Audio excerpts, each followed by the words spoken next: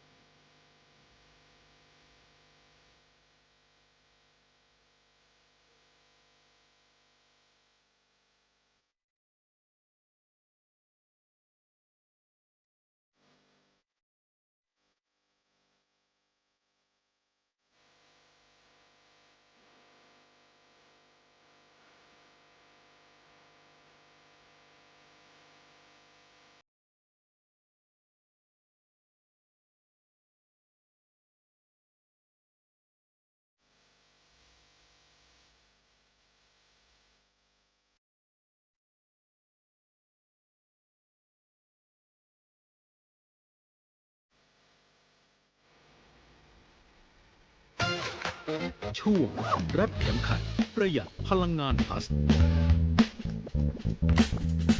รวมมือมาประหยัดกัน น้ำมันที่มีก็จะพอใช้ ช่วยกันเพื่อประหยัดไฟ ช่วยชาติช่วยไทยพลังงานพอเพียง ช่วงฮัดเข็มขัดประหยัดพลังงานพลัดคุณผู้ฟังเจ้าเจิญจวนคุณผู้ฟังเป็นรายการสื่อสินถิ่นล้านนานอยู่ที่ไหนตังใดพ่อง ปรับเปลี่ยนพฤติกรรมช่วยตัวเก่าประหยัดตังในกระเป๋าจะได้พ่องเรื่องของพลังงาน มีคำถามอย่างจะเอิญบอกตะกี้จากตังบ้านเอื้อมเนาะทางบ้านเอื้อมบอกว่า น้ำมันกับแป้งอีนะหมูไก่ก็ขึ้นเนี่ยหยังหนุ่มเลี้ยงงัวอยู่กลางโต้งเนี่ยงัวอย่างแบบแปลงพ่องว่าอีเพิ่นบอกว่าเนี่ยอย่างราคางัวอย่างแบบแปลงพ่องน้อยอกหมองใจเนาะคุณผู้ฟังเป็นกำลังใจซึ่งกันและกันไผมีข้อคำถามไผมีเรื่องอะไรยังที่อยากจะนะอยากจะฝากไปถึงแต่กี้เป็นบอกฝากไปถึงรัฐบาลกำอีนะน้ำมันกระแปงไข่ไก่ก็ขึ้นหมูก็ขึ้นเนี่ยอย่างงัวบ่ขึ้นลาบงัวนี่ลำอะละนะมันก็ซาจิ้นงัวลาบจิ้นงัวเนี่ยบางคนเป็นมักจิ้นนะบะแปงได้จะใดจิ้นกับแปงเหลือหมูกันนะวิถีบ้านเฮาเจ้าวิถีบ้านเฮาก่อนเก่าเมื่อนั้นบ่ได้ยากกันอันใดนักหลายเข้าป่าลงน้ำบ่ได้กินขายอยู่กันสบายความสุขท่วนหน้าบาเดี๋ยวนี้กานี่นะบาเดี๋ยวนี้กาเอาพี่ป้าบ่ธรรมดาแต่ตัก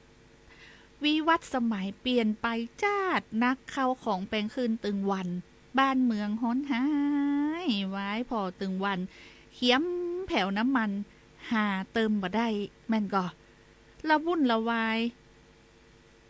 นักหลายแต่ใบวิกฤตเมืองไทยใกล้ล้ำอีดอกจะไปลาสาแต่นาขอย้ำพอแล้วตั้งหน้ามืดมัวประหยัดกันไว้อยู่ไปน่ากลัวเร็วน้ำตาหยัวโอดยากปากแห้งอดอยากปากแห้งเน้อนะบางคนเป็นบอกว่าระวังไว้เด้อคือประหยัดอีนะแม่อันนี้คนที่เป็นแต่งเป็น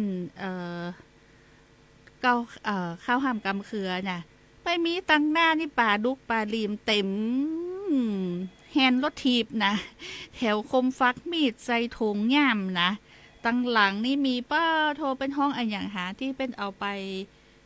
ใส่เบ็ดนี่นะน้องแอลก็ลืมละเป็นจะไปดักเบ็ดนี่นะนั่นน่ะ วิธีแต่ก่อนเนาะเนี่ยจะได้นะ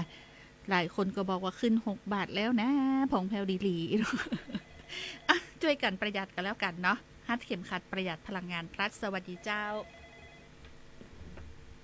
สวัสดีเจ้า สวัสดีครับ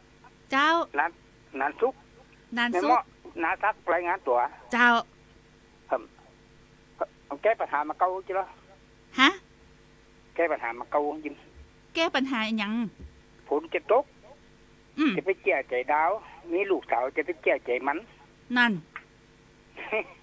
ฝนบ่ตกคือบ่คือไปไว้เนื้อเจือใจอีเนาะ จะไปแก้ใจดาว จะไปเจือใจดาว เจ้ามันดาวเขาเพี้ยกำเดียวกับตกไง อ๋อนี่มันเป็นจะได้ค่ะความหมายนี่คือประมาณว่าได้หายแล้วก็เด้อจะได้ก็ของกำเตอะ กับฝนจะตกดาวเขาเพี้ยนะ ฝนสัก5 นาทีมันก็มืดมาในระดับฝนตกอ๋อฝนจะตกจะไปเจือใจดาวอีเนาะ เป็นบางคนนะเนาะอ๋อเป็นคำสอนเนาะจ้าทุกขอเพลงอยู่กับหนันเย็นมันใจเย็นไปขออยู่กับหนันทุกมันทุกอุ่นจุ่มใจอ๋ออยู่กับหนันซุปที่จุ่มใจอยู่นะอยู่กับหนันเย็นนี่เย็นล้ำไปเนาะขอสัก5ได้ก็ขอสัก5ได้ก็เปิดจิ้มดื้อได้ค่ะเดี๋ยวก่อนเนาะครับผมเพลงอย่างก็อยู่กับหนันเย็นมันเย็นลำไปไปอยู่กันหนันทุกดีกว่านะโอ้ทุกปุ่นตุ่มใจนี่นะอ๋อแล้วก็ขอเพลงอย่างก็ เพลงเนี่ยที่ว่าเนี่ย โอ้นะเจออย่างก็จะได้ฟังกันน่ะเอาล่ะเอา เพลง ล่ะ เพลงของบุญศรีก็ว่า อืม ของลูกใจอะ ก็บอกถ้าก็เจอเพลงบอกออกกับวันนี้ก็มาได้ฟังนะครับ ผม เจ้า เท่านี้ก็เรียกไปฟังคิดจมูกก็ได้ ได้เจ้าขอบคุณเจ้า ครับขอบคุณครับ ขอบคุณคุณผู้ฟังแฟนรายการนะฝนมาตกจะไปเชื่อใจดาวมีลูกสาวจะไปเชื่อใจมันนี่เนาะอ่ะสวัสดีเจ้า สวัสดีครับ เจ้า ขอเพลงอย่างนะรถทีเท่าไหมค่ะ รถทิพย์เท้า นั่นไข่ห้องกับบะฮู้นะนี่นะ โอ้โหแต่น้องเต็กพอด ถึงสะพอกันอีเนาะเดี๋ยวต้องพอกันนะ เจ้าฝ่ายอ่างเก็บน้ำนะครับเนาะ จะได้ก็ น้ำคืนนะครับ ท่านนายกเพิ่งงบมา4 แสนค่ะ ที่ไหนเจ้า 4,000 หนองนะครับ บ้านหนองน้ำโจเนาะ ครับ โอ้ดีใจตัวที่ว่า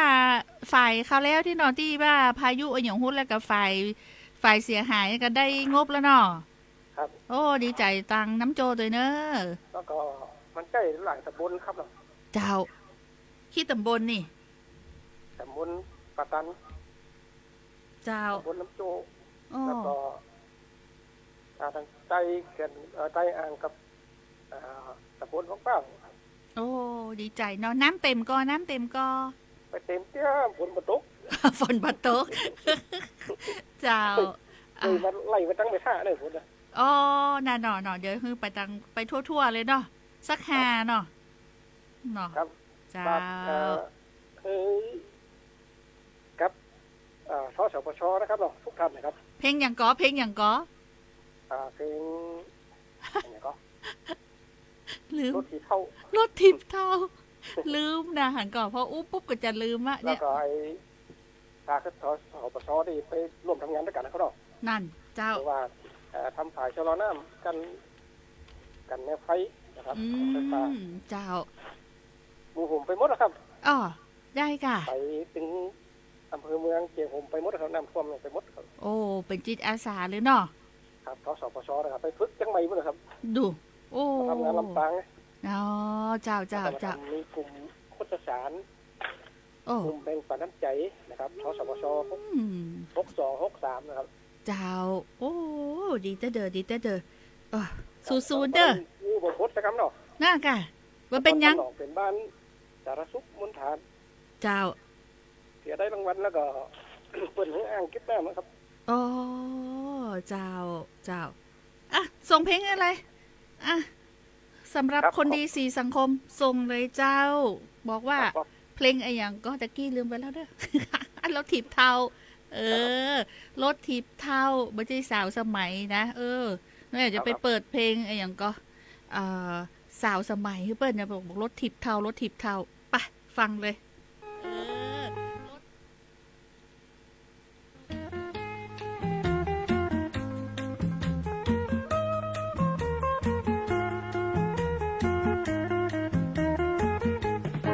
หากอ้ายเธออ้ายวีรถถีบเท่า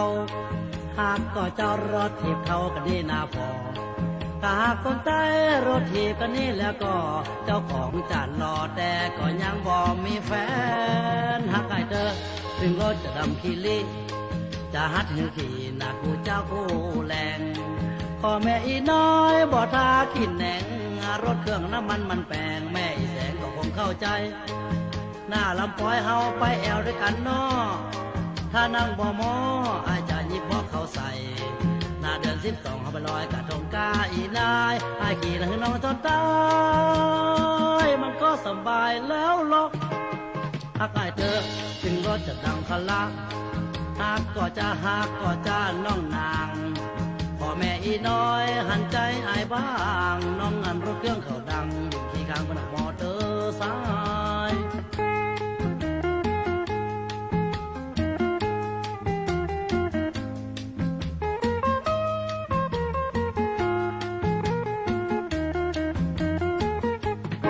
หน้าลำปอยเฮาไปแอวด้วยกันน้อถ้านั่งบ่มออาจจะหยิบบ่เข้าใส่ห นาเดือน12เขาไปลอยกระทงกาอีนายอายขี่ให้น้องตอนตายมันก็สบายแล้วลกหักอายเธอถึงรถจะดังคันละหากก็จะน้องนางพ่อแม่อีน้อยหันใจไอ้บ้างน้องหันรถเครื่องเขาดังเด็กขี่กลางพนักมอเตอร์ไซค์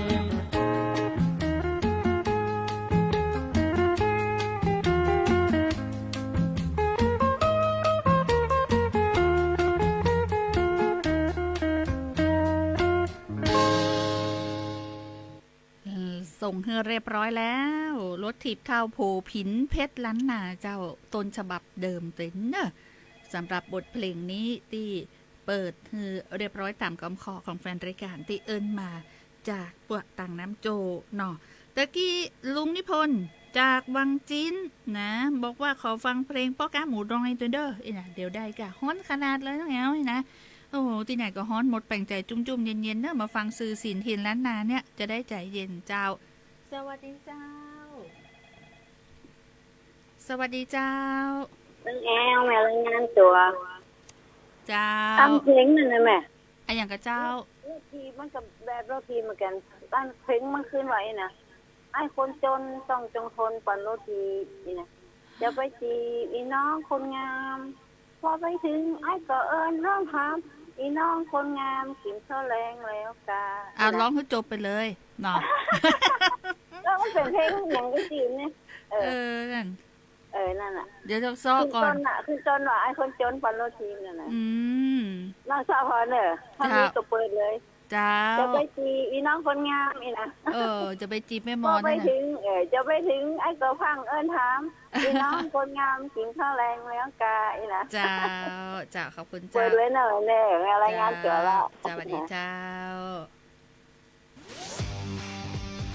ขอเชิญทุกท่านร่วมส่งต่อกำลังใจให้เจ้าหน้าที่ดับไฟป่าโดยสนับสนุนน้ำดื่มเครื่องดื่มเกลือแร่หน้ากากป้องกันฝุ่นยาเวชภัณฑ์รองเท้าข้าวโพดหรือสตาร์ทดอยและไฟฉายติดหน้าผากมอบให้เจ้าหน้าที่เขตห้ามล่าสัตว์ป่าดอยพระบาทและเครือข่ายเฝ้าระวังไฟป่าในพื้นที่จังหวัดลำปางร่วมสมทบได้ที่สถานีวิทยุกระจายเสียงแห่งประเทศไทยจังหวัดลำปางหรือสวทลำปาง FM 97 เมกะเฮิรตซ์โทร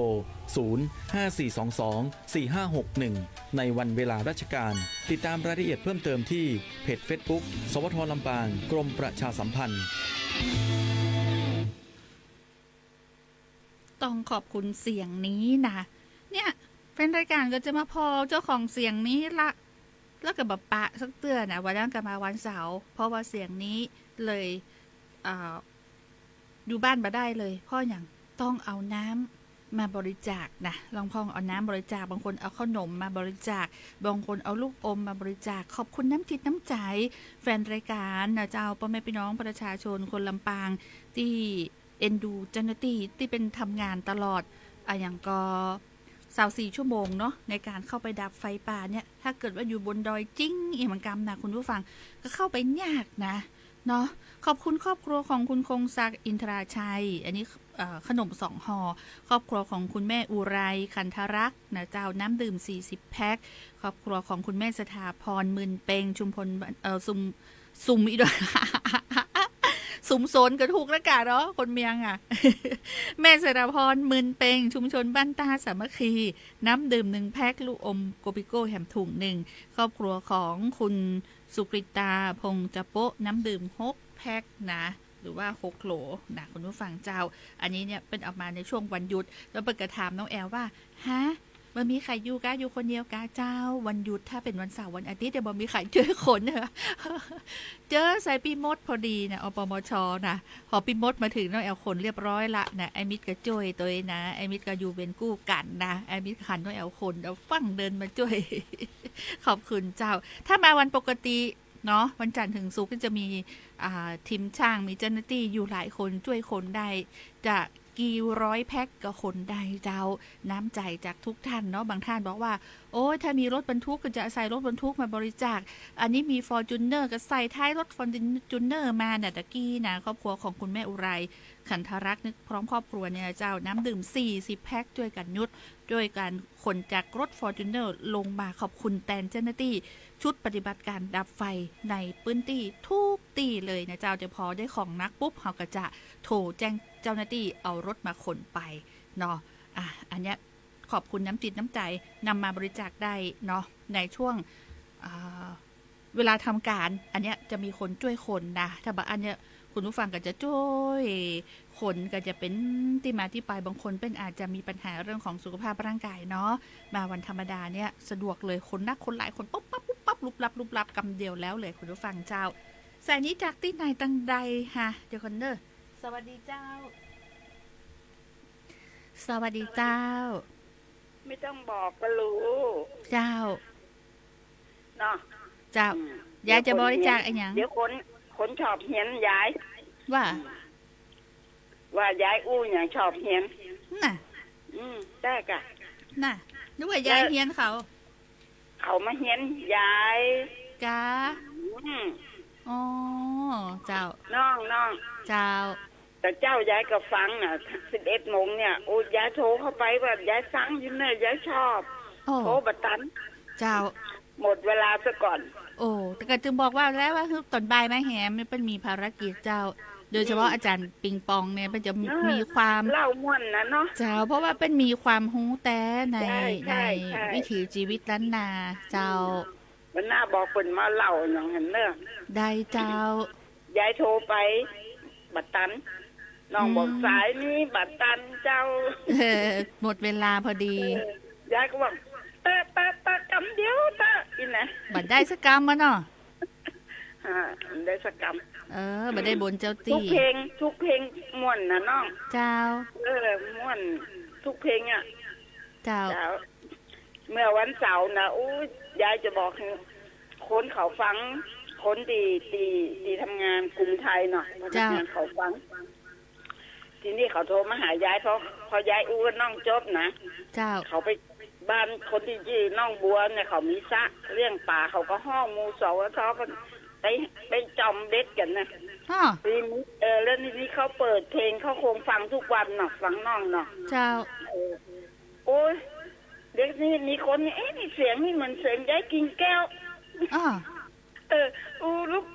กเขาว่านะแล้วเขาก็แซวย้ายกันเมื่อนเดี๋ยวบอกฟังเนิ่นบ้านคนติดจีน้องบัวเนี่ยบนเลี้ยงมีบ่อป่าเนี่ยเจ้ากันเลยห้องเขาไปจอมเบ็ดแล้วเป็นก็เปิดเพลงของเปิดฟังโอ้น้องส้มบอกว่านี่เสียงนี่เหมือนยายกินแก้วน่าจำแถวได้เสียงกูเนาะจำแถวเสียงได้พอวางจากน้องปุ๊บ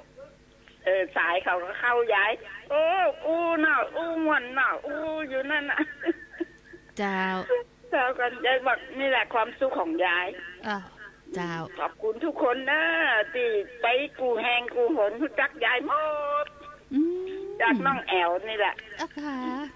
เจ้านี่นะม่วนทุกเพลงขอโทษทุกคนด้วยที่อูหนักไปหน่อยรู้ตัวด้วยนะ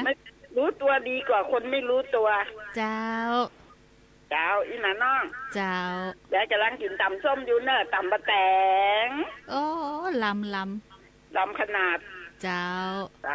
ขอฟังม่วนทุกเพลงเลยเจ้าเพลงหัวอกแม่ก็ม่วนเนาะเจ้ายุคหมาน้อยขึ้นดอยก็เดี๋ยวนั่นอย่างก็ขายหมูซื้อหมูอย่างนั้นน่ะมันก็หมด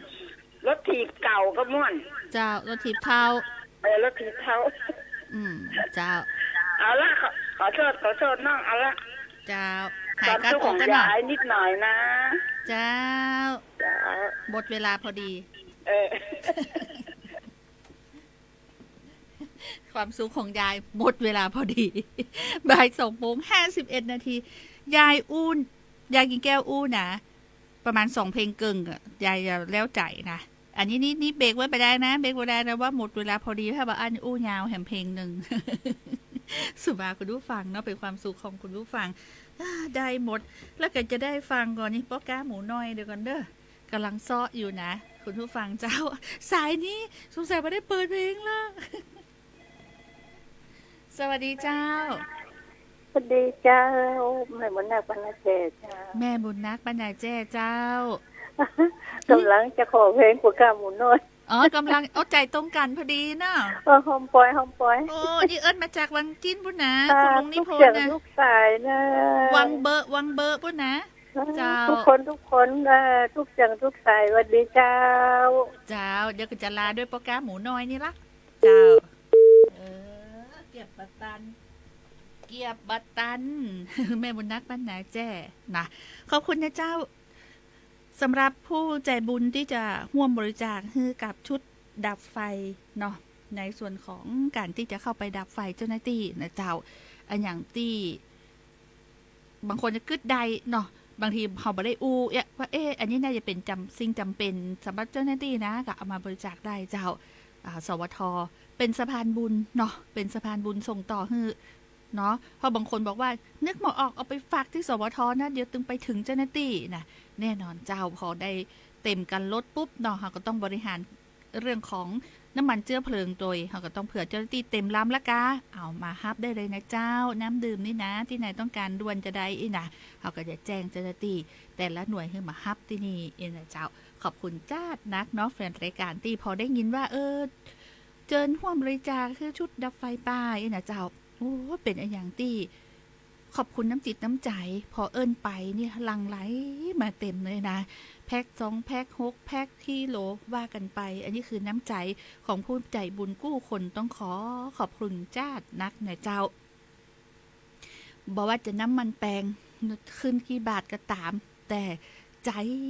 คนลำปางเนาะคนลำปางบะละบอกว่างกันคนลำปางบะละไฟไว้ตั้งหลังเนาะคือกำลังใจกันไปกำลังใจนะ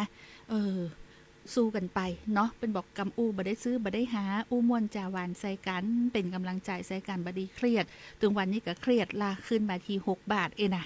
หลายคนว่าจะอันเนาะขอบคุณสำหรับข้อคำถามสำหรับคำฝากเนาะคำถามที่ฝากไปถึงรัฐบาลนะในเรื่องของพลังงานทุกคำถามของคุณผู้ฟังก็จะมีการรายงานในแต่ละวันนะเจ้าว่ามีคำถามจากคุณผู้ฟังต่างบ้านจะอีเนอร์สะท้อนถึงรัฐบาลจะได้พ้องนะเจ้าในการที่เขาจะช่วยกันเนาะ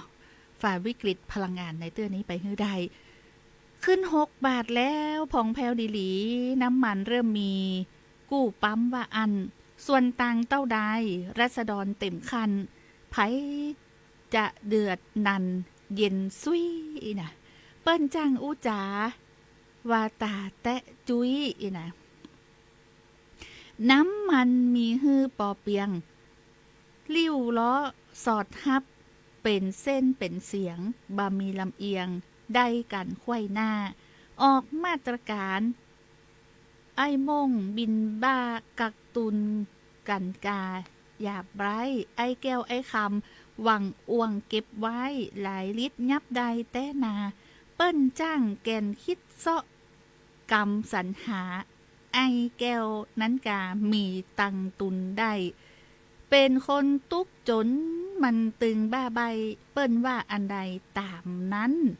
อูนักอวดดีมีโตดหนีบกันดักดึงไว้หันเปิงดีสุดจัดสุดแรงจั่วนาตาปีตุกจนสิ้นดีบ่องงอกเงยได้บะม่วงสั่งลาวบ่เป้าถูกใบบะนาวอย่างใดแปลงซ้ำน้ำมันแปลงดีผลผลิตถูกล้ำจ้างปินปอกได้ไก่กาตายจ้างมันเถอะจ้าจำขายเสียงนะจ่า3เป็นว่า3-500 กาหากินอยากใบอีดู